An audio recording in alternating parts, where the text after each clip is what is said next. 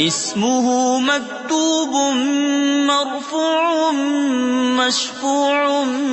منقوش في اللوح والقلم سيد العرب والعجم جسمه مقدس معطر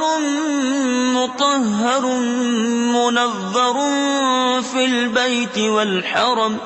شمس الضحى بدر الدجى صدر العلا نور الهدى كهف الورى مصباح الظلم